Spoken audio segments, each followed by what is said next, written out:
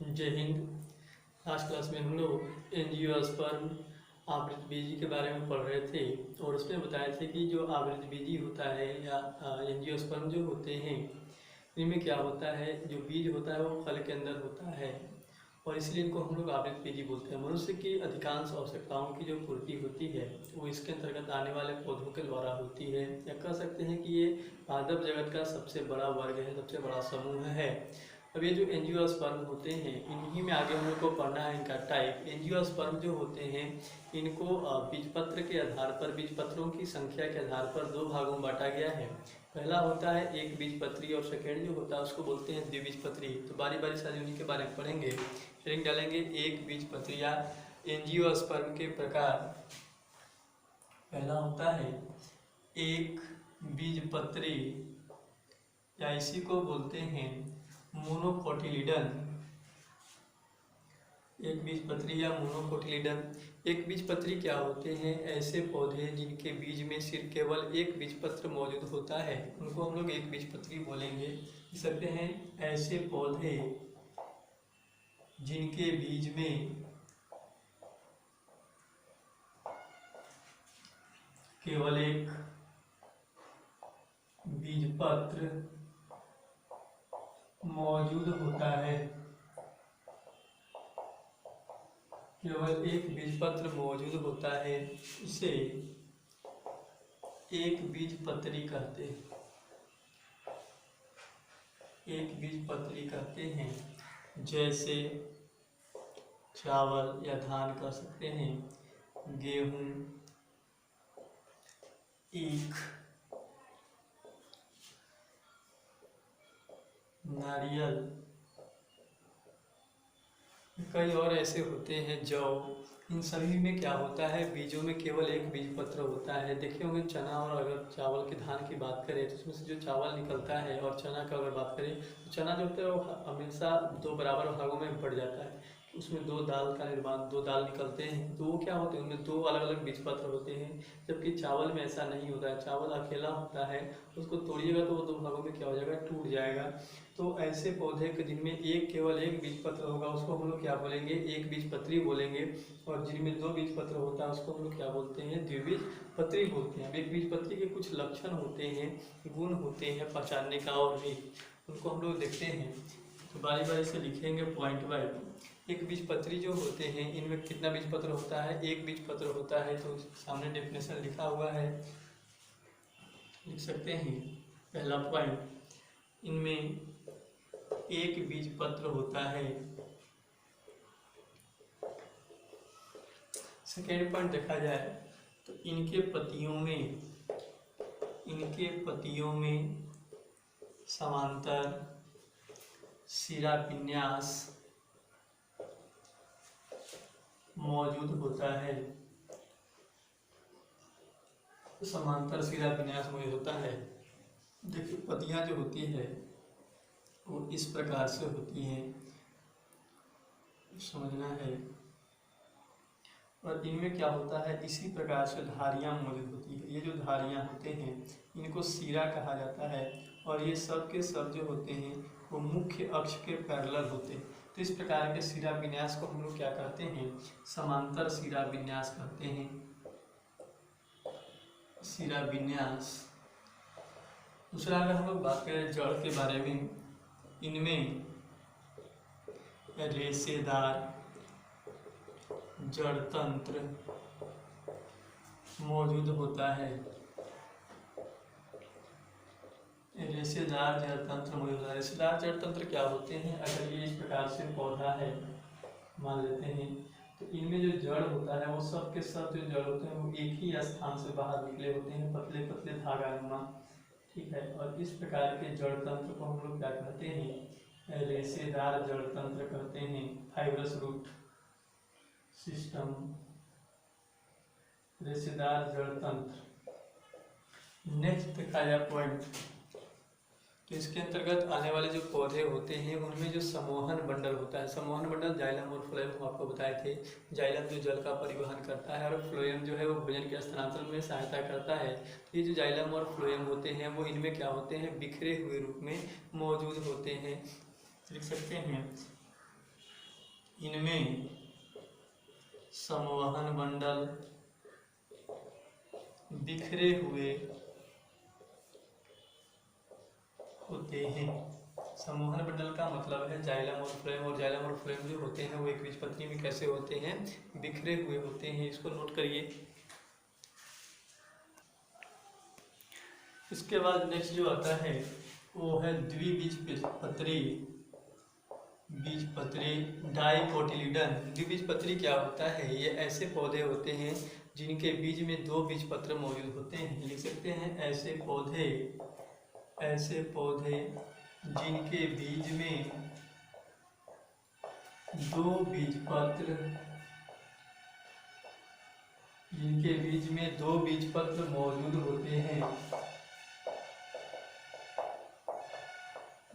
होते हैं उसे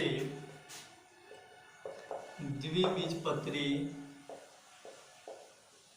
कहा जाता है।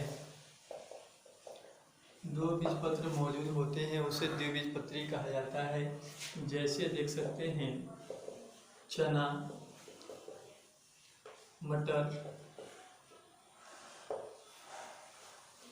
और कई प्रकार के जो फल हो गए, सब्जी यानी अनाज हो गए, वो सब के सब जिनमें दाल का निर्माण होता है, मूंग जो हो गया, ये सब के सब जो होते हैं वो क्या होते हैं, द्विबीजपत्री होते हैं। या हम लोग के आसपास जितने भी बड़े पौधे दिखाई देते हैं वो सब के सब क्या होते हैं, द्विबीजपत्री होते हैं। इनके लक्षण की बात करें हम लोग गुण के बारे में, तो पहला गुण होता है इनमें दो बीजपत्र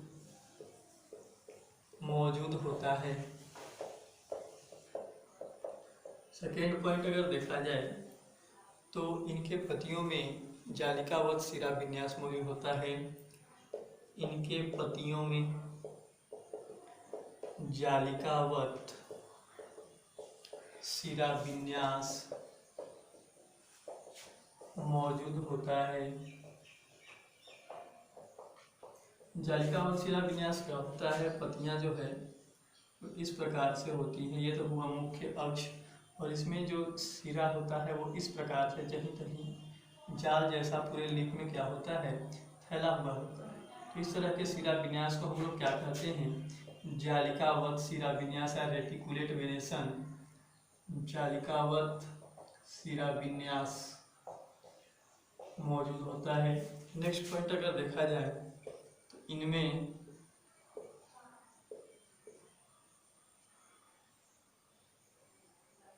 जो जड़ तंत्र होता है वो एडवेंशियस रूट होता है, टैप रूट होता है। लिख सकते हैं इनमें अधिमूल जड़ तंत्र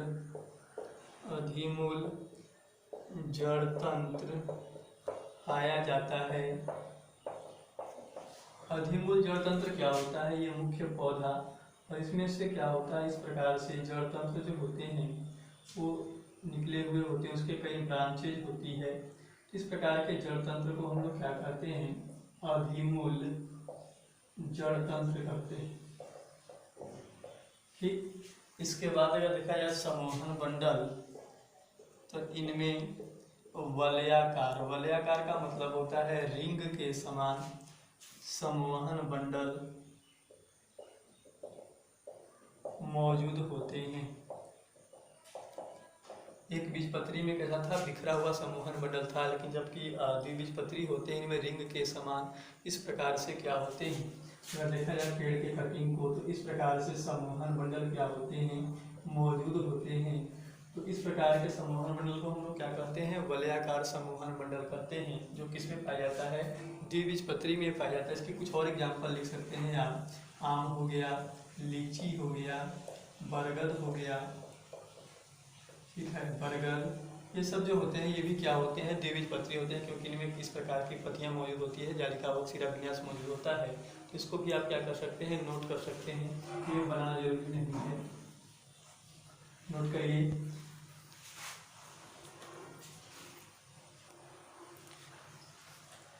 यहाँ पर पादप जगत और उनका वर्गीकरण समाप्त होता है। इसके बाद जो इस चैप्टर का लास्ट जगत है जंतु जगत, उसके बारे में पढ़ना है और उसके बारे में समझना है। तो हेडिंग डालेंगे जंतु जगत। जंतु जगत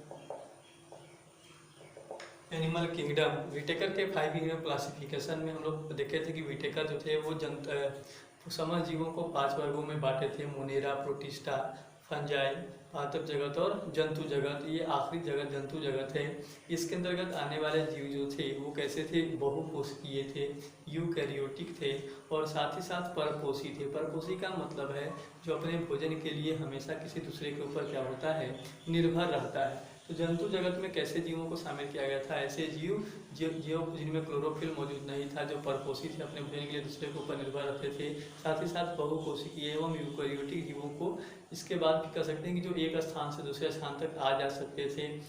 तो इसके इन सभी गुणों के आधार पर ये जो गुण है जिनके अंतर्गत पाए जाते हैं, उन सभी जीवों को किस में रखा गया है? जंतु जगत में रखा गया है। तो लिख सकते हैं इसके अंतर्गत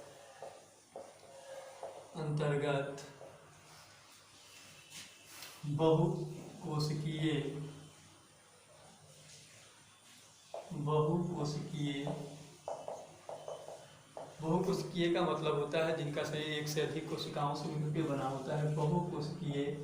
यूकैरियोटिक का मतलब बता चुके हैं, जिनमें विकसित सुव्यवस्थित केंद्रक मौजूद होता है एवं परपोषी जीवों को रखा गया है।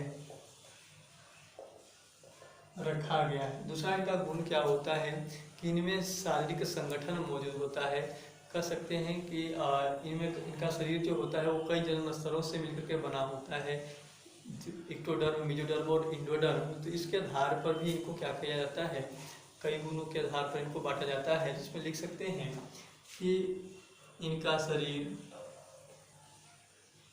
या इसके अंतर्गत आने वाले जीव द्विस्तरीय या त्रिस्तरीय होते हैं।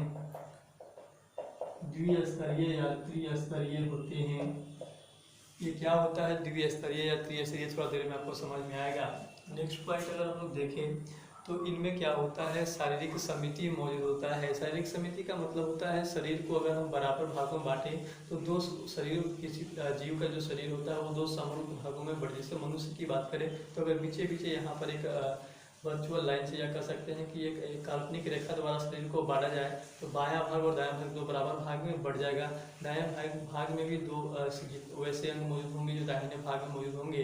इस प्रकार से अगर किसी भी जीव के शरीर को 2 बराबर भागों में बांटे तो उसको शारीरिक समिति कहते हैं, जो जंतुओं में पाया जाता है। लिख सकते हैं इनमें शारीरिक समिति मौजूद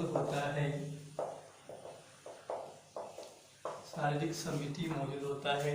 नेक्स्ट पॉइंट देखिए, इनमें देह गुहा या सीलोम मौजूद होता है। नेक्स्ट पॉइंट अगर देखा जाए, ये क्या होता है देह गुहा या सीलोम? ये सब जो पॉइंट है उसको डिटेल में हम आपको समझाएंगे। पहले छोटे छोटे कुछ लक्षण लिख देते हैं। इसके बाद इनमें आहार नाल एवं नोटोकॉर्ड मौजूद होता है।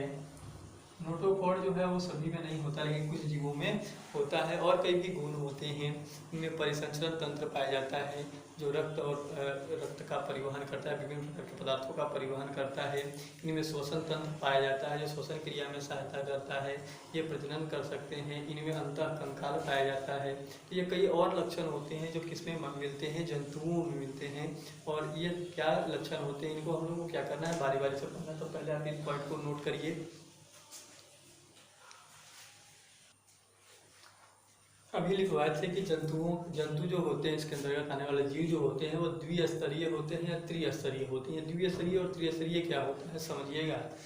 जंतु जो होते हैं उनमें लैंगिक प्रजनन जो होता है, और लैंगिक प्रजनन में हम लोग जानते हैं, क्लास में पढ़े हैं कि 2 प्रकार के युग्मक भाग लेते हैं। एक होता है शुक्राणु और दूसरा होता है अंडाणु। और ये शुक्राणु जो होता है वो नर युग्मक है, अंडाणु जो है वो मादा युग्मक है। दोनों जो है वो फ्यूज होते हैं और फ्यूज होने की क्रिया को हम लोग क्या कहते हैं, निषेचन।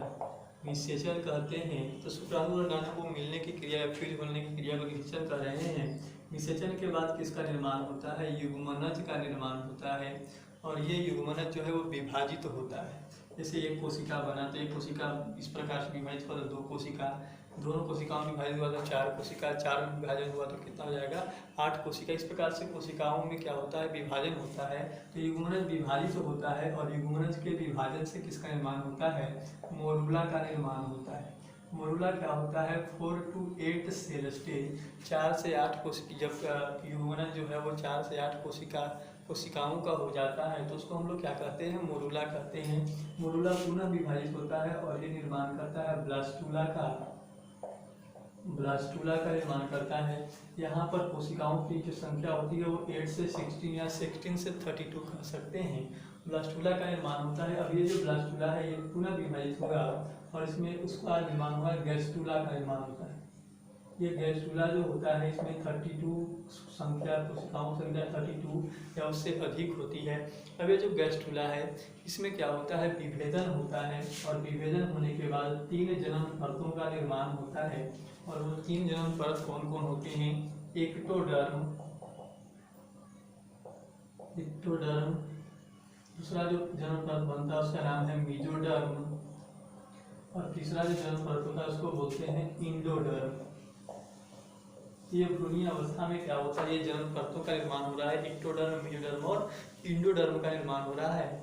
अब ये जो जनन परत है इनको हम लोग क्या बोल रहे हैं, जनन परत।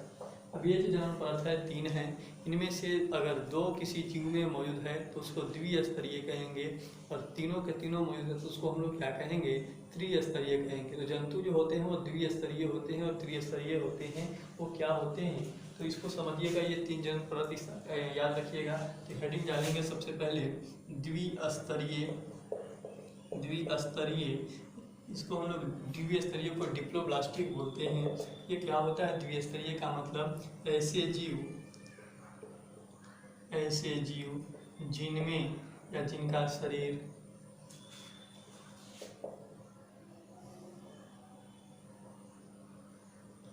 दो जनन परत कौन कौन, एक्टोडर्म एवं इंडोडर्म, ध्यान रखना मेसोडर्म नहीं होता है इनमें, एक्टोडर्म एवं इंडोडर्म से स्तरित होता है,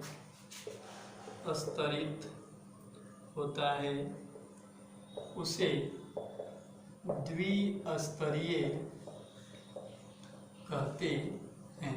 द्विस्तरीय का मतलब हुआ कि शरीर के अंदर जो जीव है, जीव के शरीर में कितने जनन स्तर होंगे, 2 जनन स्तर होंगे, एक्टोडर्म होगा और इंडोडर्म होगा। ध्यान रखना द्विस्तरीय जंतु में मेसोडर्म मौजूद नहीं होता है। तो इसको द्विस्तरीय को आप क्या कर सकते हैं, यहाँ से इसको नोट कर सकते हैं। इसके बाद नेक्स्ट जो आता है वो आपका आता है त्रिस्तरीय। त्रिस्तरीय का मतलब होता है ट्रिप्लोब्लास्टिक। और ऐसे जंतु या ऐसे जीव जिनके शरीर में तीनों के तीनों जनन परत क्या होते हैं, मौजूद होते हैं, उनको हम लोग क्या कहेंगे, त्रिस्तरीय जंतु कहेंगे। लिख सकते हैं ऐसे जंतु जिनके शरीर में तीनों जनन परत कौन कौन, एक्टोडर्म, मेसोडर्म और एक और होता है इंडोडर्म मौजूद होते हैं, उसे त्रिस्तरीय जंतु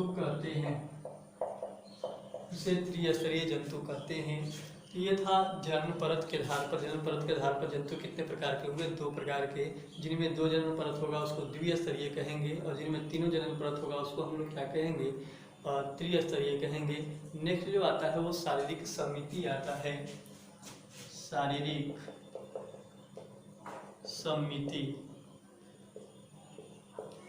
समिति बॉडी सिमेट्री सकते हैं, शरीर को काल्पनिक रेखा द्वारा दो बराबर भागों में विभाजित करने की क्रिया शारीरिक समिति कहलाती है।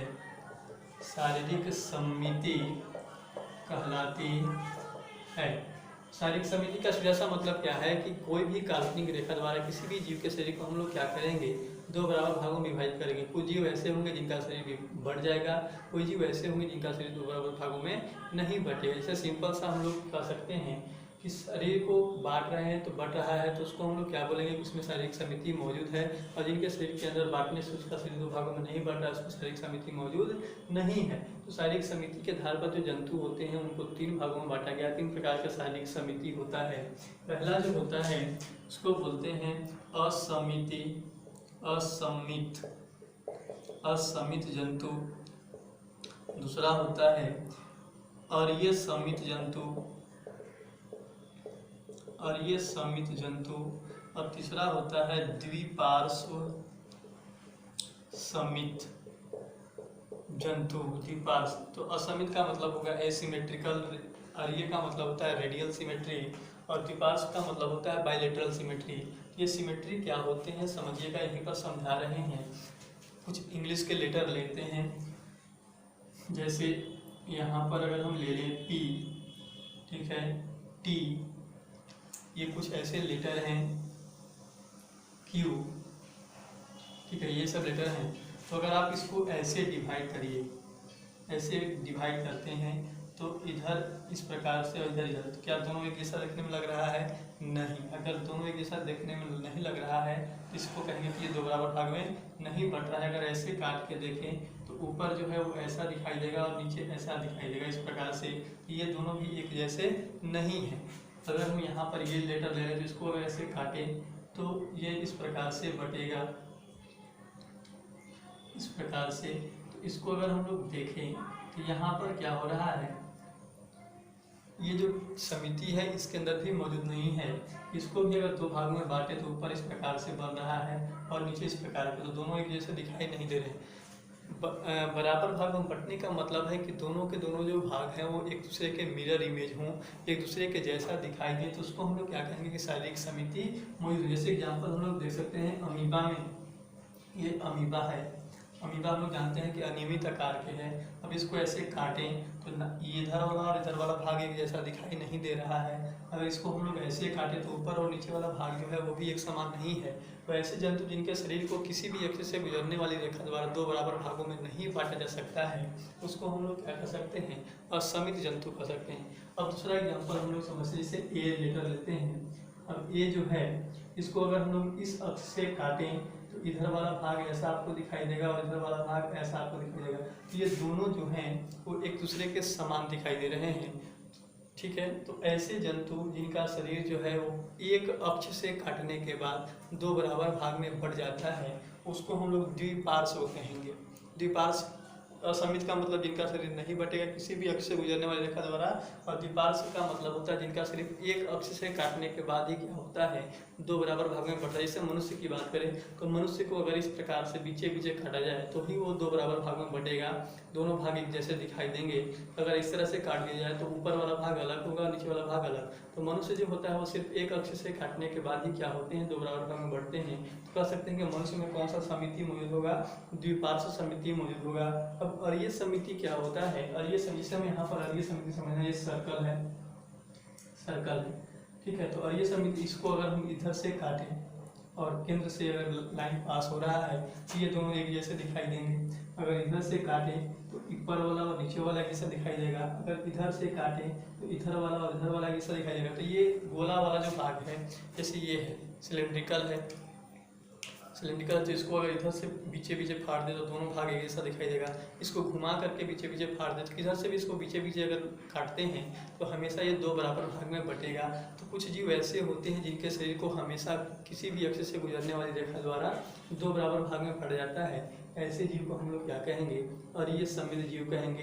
एक बार और रिपीट करते हैं, जिनका शरीर दो भाग बराबर भाग में नहीं बढ़ता है उसको असमित जंतु, जिनका शरीर किसी भी अक्ष से गुजरने वाली रेखा द्वारा दो बराबर भागों में बटेगा उसको हम लोग अरीय समी जंतु बोलेंगे। जिनका शरीर केवल एक अक्ष से गुजरने वाली रेखा द्वारा दो बराबर भाग में बटेगा उसको हम लोग क्या कहेंगे, द्विपार्श्व जंतु कहेंगे। तो पहले इसको नोट करिए, इसको छापना नहीं है, बारी बारी से लिखेंगे उसको, इसको नोट करिए। पहला हेडिंग डालेंगे असमित जंतु। असममित जंतु ऐसे जंतु जिनका शरीर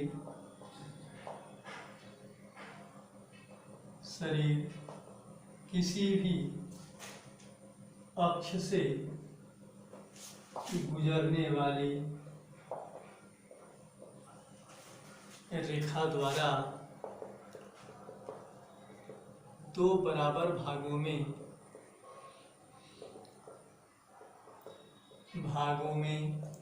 विभाजित नहीं होता है उसे असमित जंतु कहते हैं। असमित जंतु कहते हैं। और इसका एग्जाम्पल कौन जाएगा, अमीबा और पैरामीशियम।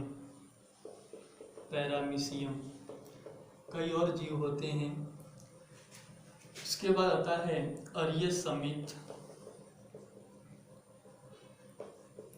जंतु। अरीय समित जंतु क्या होते हैं, जिनके शरीर को किसी भी अक्ष से गुजरने वाली रेखा द्वारा हमेशा दो बराबर भाग में क्या होता है, बांटा जा सकता है। उसको हम लोग क्या बोलेंगे, अरीय समित बोलेंगे। सकते हैं ऐसे जंतु जिनका शरीर किसी भी केंद्रीय अक्ष से गुजरने वाली रेखा द्वारा दो बराबर भागों में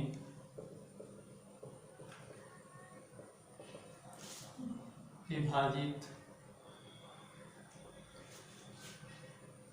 होता है उसे अरीय समित जंतु कहते हैं।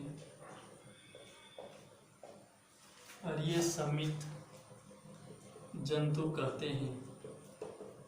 और इसका जैसे हो जाएगा हाइड्रा। इसको किसी की हाइड्रा जो होता है वो सिलेंड्रिकल होता है और उसको किधर से भी काटिएगा ऊपर से लाइन जो है वो सेंट्रल से पास होना चाहिए, तो हमेशा वो क्या होता है, दो बराबर भागों में बढ़ जाता है। तो ऐसे जंतुओं को हम लोग क्या बोलेंगे, अरीय समित बोलेंगे। और एक और आखिरी आता है द्विपार्श्व समित। ये क्या होते हैं, ऐसे जंतु होते हैं जिनको केवल और केवल एक अक्ष से गुजरने वाली रेखा द्वारा दो बराबर भागों में बांटा जाता है। ऐसे जंतु जिन्हें केवल एक अक्ष से गुजरने वाली रेखा द्वारा दो बराबर भागों में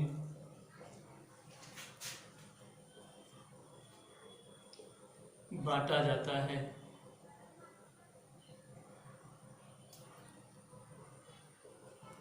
या विभाजित होता है। जैसे मनुष्य, मेढक या कई और प्रकार के जो बड़े जीव होते हैं उनमें क्या होता है, यह द्विपार्श्व समिति। तो हम लोग शारीरिक समिति पढ़े। शारीरिक समिति का मतलब होता है काल्पनिक रेखा द्वारा शरीर को क्या करना है, दो भागों में विभाजित करना है। इसके आधार पर जंतुओं को तीन भागों में बांटा गया है। ऐसे जंतु जिनका शरीर किसी भी अक्ष से गुजरने वाली रेखा द्वारा विभाजित नहीं होता उसको असमित बोलेंगे। ऐसे जंतु जिनका शरीर किसी भी अक्ष से गुजरने वाली रेखा द्वारा हमेशा दो बराबर भाग में बटेगा उसको हम लोग क्या बोलेंगे, अरीय समित बोलेंगे। और ऐसे जंतु जिनका शरीर केवल एक अक्ष से गुजरने वाली रेखा द्वारा दो बराबर भाग में बटेगा तो उसको हम लोग क्या बोलेंगे, द्विपार्श्व समित बोलेंगे। तो इसको भी आप क्या कर लीजिए, नोट कर लीजिए।